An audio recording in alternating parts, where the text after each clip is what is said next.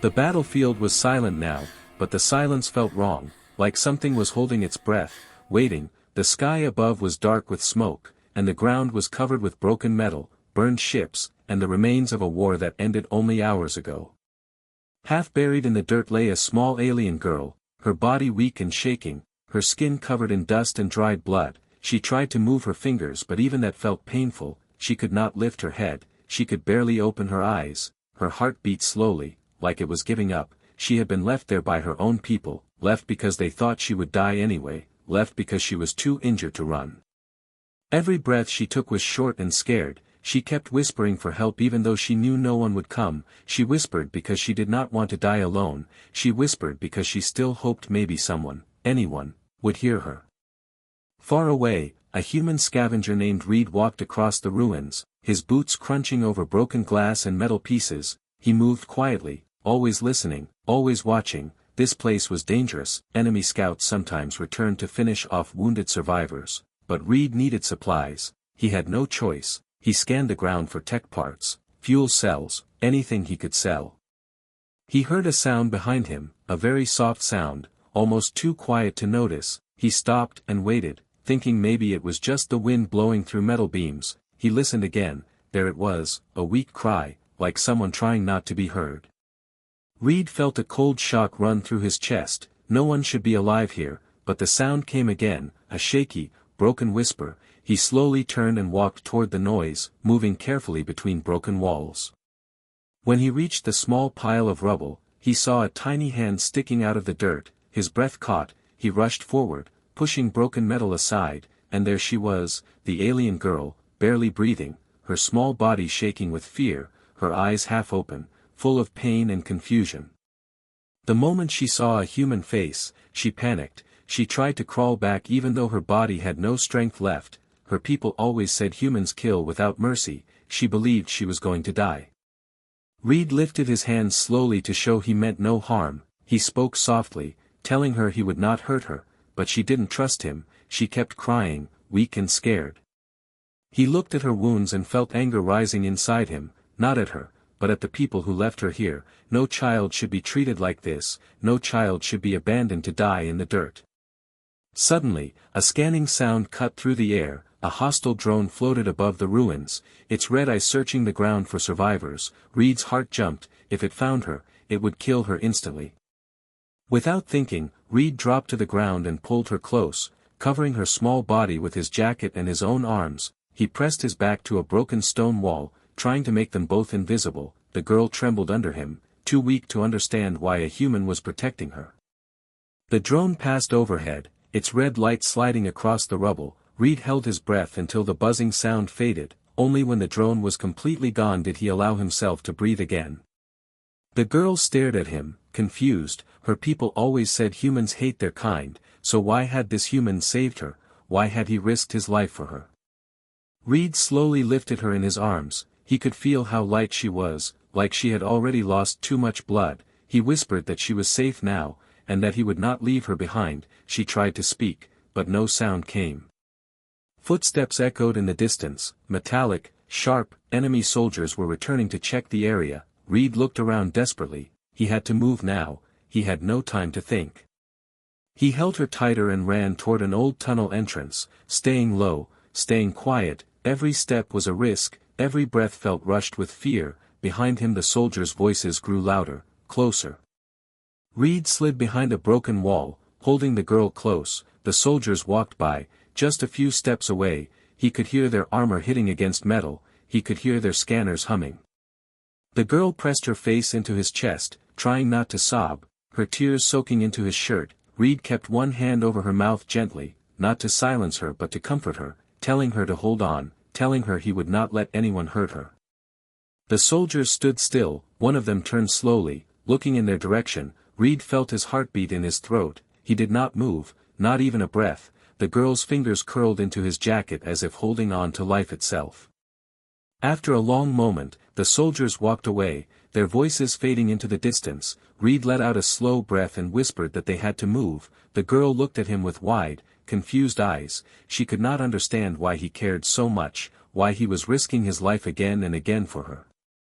Reed lifted her gently, holding her like something precious, and walked deeper into the ruins. Every sound around them felt like danger, every shadow looked like a threat, but he kept going. He refused to leave her behind, he refused to let her die like this. She was abandoned by her own people, but saved by a human who should have been her enemy, and that defiance, that choice, changed both of their lives forever. Reed moved through the ruins as fast as he could while still keeping quiet. The alien girl's tiny arms hung around his neck, her breathing soft and shaky. Every few steps she tried to lift her head, as if checking if he was still real, still holding her, still protecting her. She did not understand why a human would care, but she could feel he did. The deeper they went into the ruins, the darker it became. Metal beams leaned dangerously overhead, parts of walls dangled like broken bones. Every sound echoed through the empty space, making Reed's shoulders tense. He kept looking behind him, waiting to see enemy soldiers appear from the smoke. He reached the entrance of an old supply tunnel. The metal door was half broken and covered with dust, but it was still strong enough to hide them. Reed kicked aside debris and pushed the door open just wide enough to slip inside. He pulled it shut behind them. The tunnel smelled like rust and old smoke, but it was safer than open ground. The girl shivered in his arms, her voice finally breaking through, weak and quiet. Why didn't you leave me?" Reed knelt down and set her gently on the cold floor. He took out a small flashlight. The warm light revealed her bruises and dirt-covered face. She looked so young, so tired. "Because leaving you would make me like them," he said softly, "and I'm not like them." She blinked, confused. Her people had always told her humans were violent, that humans never protected, never cared, but this one kept risking everything for her. She swallowed, trying to stay awake. "My name." "Sira." "Reed," he answered, giving her a small smile that tried to make her feel safe. The ground above them shook suddenly, dust falling like rain. Sira flinched, her eyes wide. Reed grabbed her shoulder gently. "They're bombing the last buildings," he whispered. "We have to move before they bring drones down here." He lifted her again, but she grabbed his sleeve lightly. "They will kill you, because of me."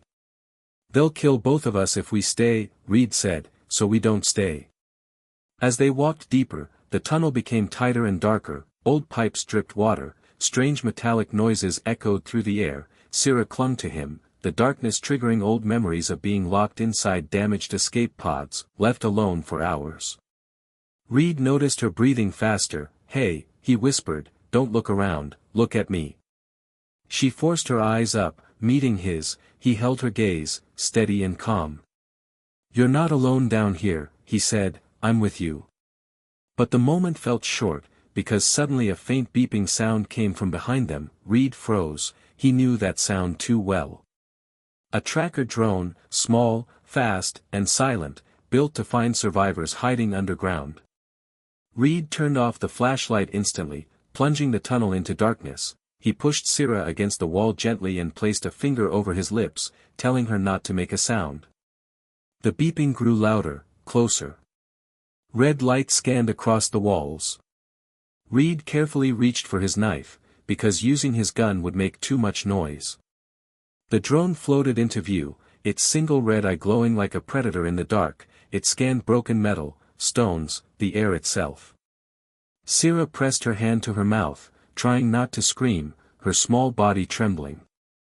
Reed waited, counting the seconds in his head, waiting for the exact moment. The drone lowered itself, its red light passing just inches from Sira's feet. Reed held his breath, his muscles tight. And then Reed lunged in one swift movement, grabbing the drone from behind and smashing it against the wall. Sparks exploded, the drone screamed electronically, its pieces scattering across the tunnel floor. Sira gasped, her fear turning to shock. You saved me again." Reed wiped sweat from his forehead, breathing heavily. "I'm not planning to stop," he said, trying to keep his voice calm even though his heart raced. He picked her up again, feeling her arms clutch around his neck like she never wanted to be left behind. They moved deeper into the tunnel, but Reed knew the broken drone had sent a location ping before dying. More enemies would come. They were running out of time. Sira whispered into his shoulder, her voice tiny. "You could escape alone, but you stay for me. Reed walked faster. I stay because someone has to show you humans aren't monsters, he said, someone has to save you, and today, that someone is me. Her eyes filled with something new, something her people never gave her. Hope. But they were not safe yet, and the real danger was still waiting ahead, in the darkness of the tunnel, and beyond it. The tunnel slowly widened the deeper they went, and a faint cold wind touched their faces. Syrah lifted her head weakly, trying to see where they were. The air smelled cleaner here, but the darkness still felt heavy, almost alive. Reed walked carefully, listening to every small sound, every drip of water, every piece of metal shifting above them. He knew the broken drone had sent a signal before it died. He knew soldiers would soon enter the tunnels looking for them. He needed to move faster, but he also needed to keep Syrah safe. Her voice broke through the silence, soft and unsure. You can leave me here. If they catch you, they will kill you. Reed shook his head immediately. I'm not leaving you. But why? She asked again, her eyes full of confusion. I am not human. Reed looked at her for a moment, then said the words slowly so she understood. You're a child, not an enemy. Syrah stared at him like she had never heard anything like that before. Her people always taught her humans were cold, cruel, heartless, but this human kept proving the opposite again and again.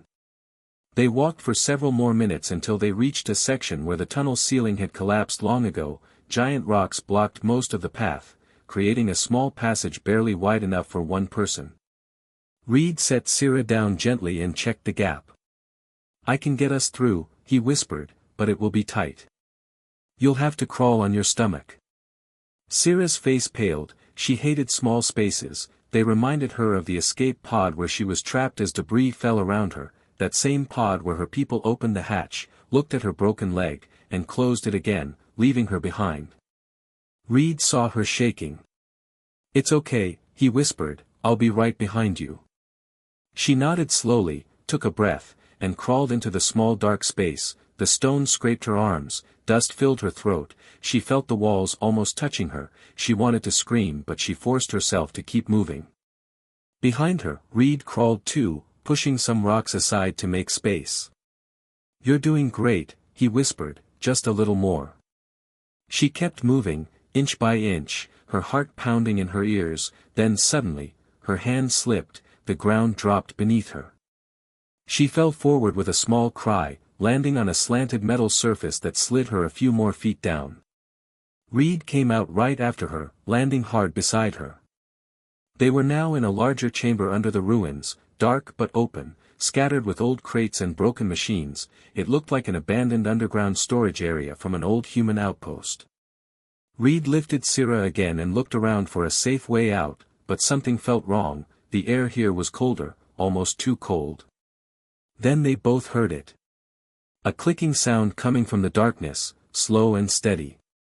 Syrah grabbed Reed's shirt. What is that? She whispered, her eyes wide. Reed held her close, listening. The clicking echoed through the chamber like claws tapping on metal, getting closer.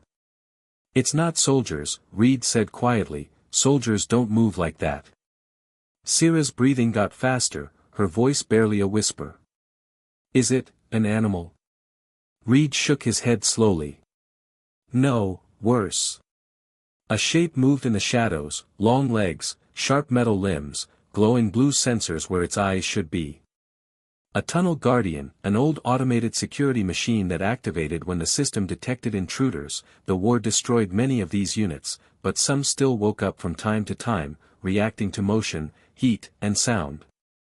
The creature stepped into the dim light, scanning the chamber with its cold blue glow. Syrah hid her face in Reed's chest, trembling. Reed backed away slowly, keeping his arms around her, whispering.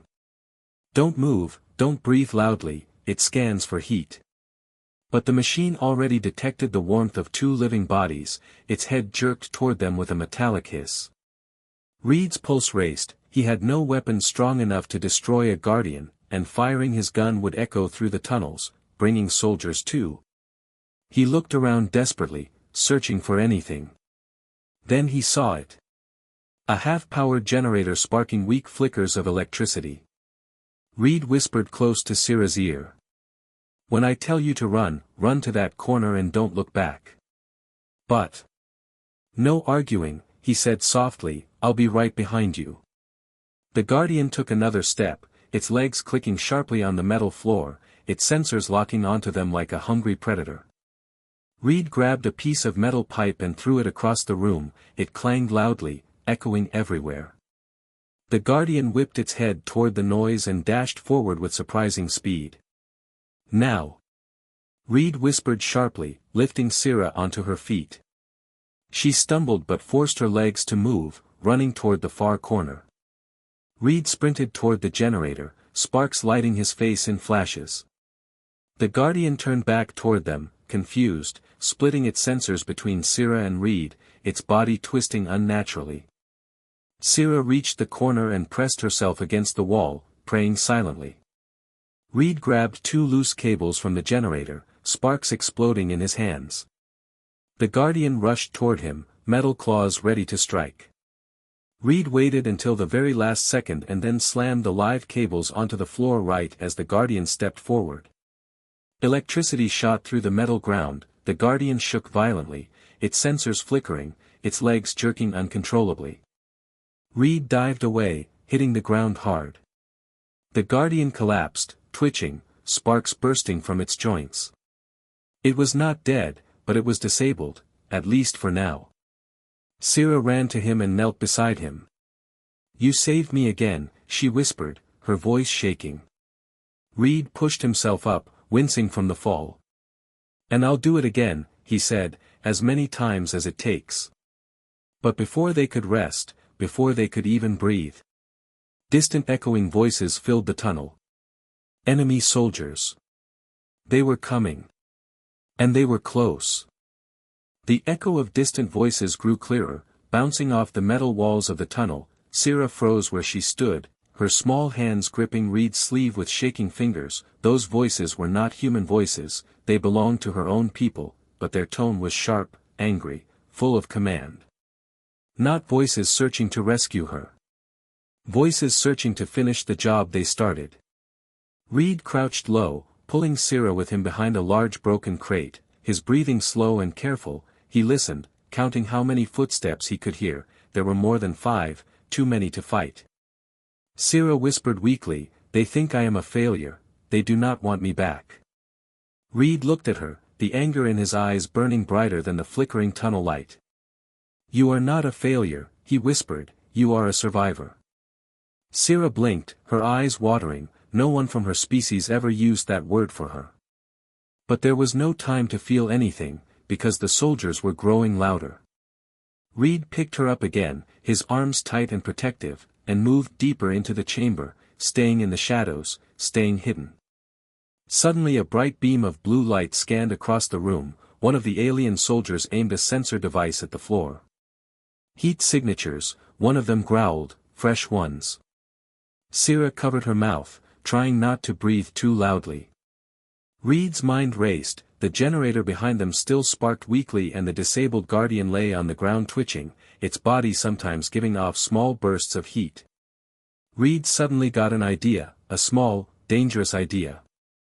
He pulled Syrah close and whispered. I need you to trust me one more time. She nodded even though she didn't understand, because at this point, trusting him felt easier than trusting herself. The soldiers walked closer, their weapons humming with power. One of them kicked the broken Guardian with his boot, confused. It activated recently, he said, someone is nearby. Another soldier stepped toward the crates where Reed had been seconds ago. But Reed had already moved, staying low, staying fast. He placed Syrah behind a large metal beam, hidden from all sides. Stay here, don't move, he whispered gently. She tried to grab his hand, her voice cracking. Where are you going? To save us both, he said softly, and before she could argue, he disappeared into the smoke and shadows. Syrah's heart raced, she tried to be brave, but fear crawled inside her chest like cold frost. Every sound made her tense, every step from the soldiers made her want to scream. She peeked through a small gap, searching for Reed. But she couldn't see him. Just shadows moving, weapons glowing, voices echoing. Then suddenly, a loud crash echoed through the chamber. The soldiers spun around, aiming their weapons at the noise. Across the room, Reed had thrown a huge metal plate down a dark hallway. The sound was explosive. The soldiers rushed toward it, shouting commands. Sira could barely breathe as she watched them move away. But one soldier, one quieter, more careful than the others, stayed behind. He scanned the area slowly.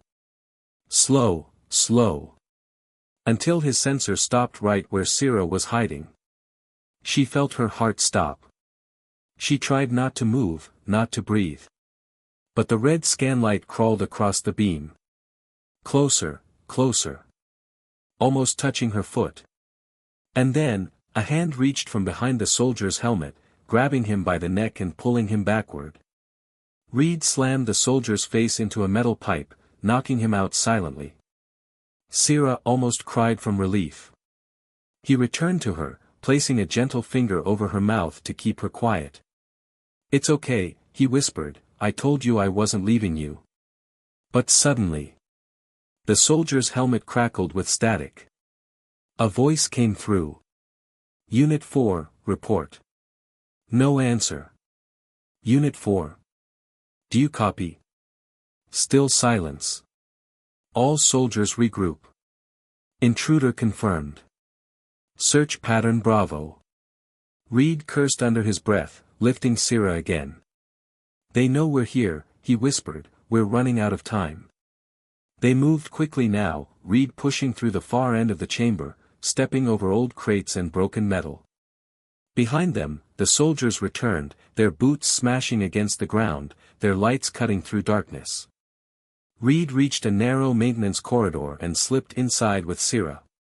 The space was so tight he had to turn sideways to pass through. Sira buried her face in his chest, trying to block the terrifying sounds behind them. Voices shouting, weapons charging, boots pounding the floor. Reed pressed his back to the wall and waited for the noise to fade. But it didn't fade. It grew louder. They were tracking them more accurately now. Every step Reed took echoed like a warning. Every breath felt like it could give them away. Sira whispered into his shirt.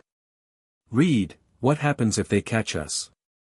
Reed lowered his head, his voice steady even though fear crawled along his spine.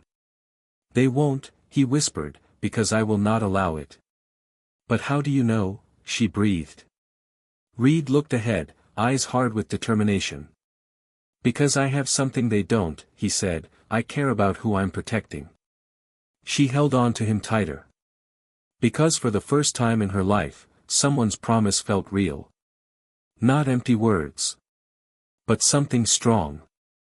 Something human. But the corridor ahead suddenly split into two paths. One path dark and silent. The other glowing faintly with flickering emergency lights. Reed stopped, listening, thinking. Behind them, the soldiers' voices grew sharper. Closer. Closer. Reed took a breath. And chose the path that no soldier would choose. The one completely swallowed in darkness. Because safety wasn't in the light. Safety was in the places where no one else dared to go. The darkness swallowed them the moment Reed stepped into the unlit corridor. The air felt colder here, heavier, almost like the shadows were alive and watching. Sira tightened her grip around his neck, afraid the darkness would take her if she let go. Reed kept one hand on the wall, guiding himself by touch alone, every step slow, careful, silent. Behind them the soldiers' footsteps echoed, bouncing through the tunnels like a slow drum of danger. Reed whispered softly, "Keep your head on my shoulder, don't look into the dark." Sira nodded weakly, her small fingers trembling. The silence felt endless, until a faint humming noise started ahead of them, soft but growing. Reed slowed down immediately. "Something's here," he whispered. Sira lifted her head a little, trying to see. "Is it another machine?" Reed shook his head slowly, his voice barely a breath. "No, it sounds like a power source." They reached the end of the dark tunnel, and a faint metallic blue glow appeared, enough to show the outline of a small chamber, a collapsed maintenance room with wires hanging like vines and sparks dancing between old panels. Reed stepped inside carefully, scanning the area. In the corner sat a half-functioning human escape shuttle, dust-covered, old, and clearly damaged, but not completely dead. Reed's eyes widened. "This could work," he whispered, "this could get us out." Sierra looked at the shuttle, confused. "It can fly?" "Maybe," Reed said, "if it still has power, and if I can wake its engine." He placed Sierra gently on a crate and rushed to the control panel, pressing buttons, flipping old switches. The system flickered weakly, screens blinking with broken symbols, then fading again. Reed hit the panel lightly with his fist, whispering, "Come on, come on." A small spark hit his hand, and the system hummed weakly to life. Not fully alive. But breathing. Barely. Sierra watched him with wide eyes. You know this machine." "I used to fix these when I was a soldier," he said, not taking his eyes off the panel, "before I decided saving lives mattered more than ending them." But before Sierra could answer, a loud metallic shout echoed from the dark corridor. "They are near. Scan the walls." Sierra gasped. "They found us." Reed moved faster, rewiring loose cables, overriding broken circuits, his hands shaking as red warning lights flashed. "Come on. Come on." He heard boots hitting the ground outside the chamber. Voices growing louder. Weapons charging. Reed whispered through clenched teeth. "Not now, not now, please." The shuttle hummed again, louder this time. A small engine light turned green. Reed exhaled sharply. Okay, we have one chance." He ran to Sierra, lifting her into his arms, rushing to the shuttle door, but it was jammed halfway, old rust locking it in place. Reed pushed it with his shoulder, his muscles straining. The door didn't move. Sierra watched him helplessly. "They're almost here," she whispered. Reed braced himself and pushed again with every bit of strength he had. The metal groaned loudly, too loudly. The soldiers heard it. "Over there." Footsteps rushed toward the room. Reed pushed again. The door slammed open, metal echoing through the chamber. Sierra, inside, now. She crawled in, and Reed followed, slamming the door shut, locking it manually from inside. Blaster shots hit the shuttle's outer hull instantly, the metal vibrating with every impact. Sierra screamed and covered her ears. Reed strapped her into the seat and jumped into the pilot's chair. "We're not dying today," he whispered, pressing the ignition. The engine coughed, flickered. Then roared weakly to life. Not strong. Not stable. But alive. The soldiers outside shouted and fired more shots, cracks spreading across the front glass. Reed pulled the throttle. The shuttle shook violently. Sierra held her breath. The floor rumbled under them. The engine screamed as if refusing to fly. "Come on!" Reed shouted, gripping the controls tight. The shuttle lifted, just an inch. Then another. Then the whole craft jerked upward, smashing through a weak section of the roof, debris raining down. A blinding flash of daylight flooded the cabin. The soldiers scrambled out onto the platform below, firing at the rising shuttle. Shots hit the bottom. Metal burned. Warning alarms screamed. Sierra reached out and grabbed Reed's sleeve. "Reed! We're too high, we're going to fall." "Not if I can pull us up," he shouted, fighting the shaking controls. The shuttle spun slightly, smoke trailing behind. Reed steadied it with both hands, gritting his teeth. "Hold on." The engine surged one last time. And the shuttle shot upward with a burst of speed. Breaking through smoke. Into open sky. Leaving the battlefield behind. Sierra collapsed against her seat, her eyes filling with tears. "Reed, we escaped." Reed looked at her, breathless, covered in sweat, but smiling. "Yeah," he whispered, "we made it." She reached out and gently held his hand. "No one ever fought for me," she whispered, "not until you." Reed squeezed her hand back, his voice soft but full of warmth. "Then I'll keep fighting," he said, "because you deserve a life, not an ending." Outside the window, the ruined battlefield grew smaller and smaller. And for the first time since she was abandoned in the dirt, Syrah felt truly, completely safe. She had been left to die, but saved by a human who refused to give up. A human whose defiance became her salvation. And their story was only beginning.